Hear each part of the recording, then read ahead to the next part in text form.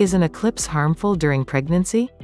In many cultures, including in India, a solar or lunar eclipse is considered a bad omen and harmful for a pregnant woman. The eclipse is believed to affect the developing baby by causing a physical deformity, cleft lip or birthmarks. There is no scientific proof to back this superstition, but it's so firmly engraved in our culture that it can cause you or other family members to worry for the safety of your baby when an eclipse is around the corner. The harmful effects of an eclipse are believed to affect expecting women who are in the direct rays of the sun or moon while the eclipse is happening. That's why the most common recommendation is simply to stay indoors for the duration of the eclipse. This is also why you certainly don't need to worry about a solar or lunar eclipse happening somewhere else in the world.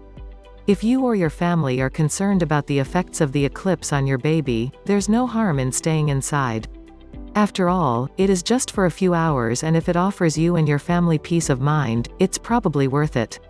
But while it's easy to avoid a lunar eclipse if it happens late at night, it might be harder to protect yourself from a solar eclipse.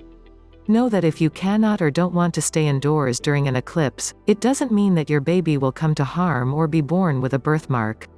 However, the sun's rays during a solar eclipse are indeed stronger than usual and can harm your eyesight if you look directly at the sun. To protect your eyes, you should never look at the eclipse without special eclipse glasses. Lunar eclipses don't harm your eyesight in the same way as solar eclipses. Besides staying indoors, there are other do's and don'ts you might hear about from friends and family to follow in the hours leading up to and during an eclipse. These change from family to family, but here are some of the most commonly followed ones.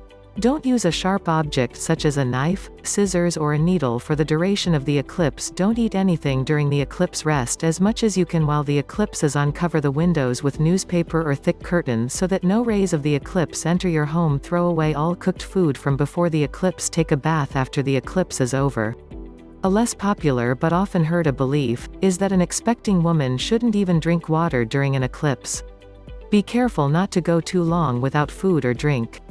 Not drinking for long can put you at risk of dehydration, especially if the eclipse is during summer. And though the following is unlikely to happen if you're avoiding food for just 2 to 3 hours, fasting for a long time can cause headaches, fatigue, acidity or even fainting. If you have any of these symptoms, talk to your doctor right away. Did you venture out during an eclipse? Let us know your comment below.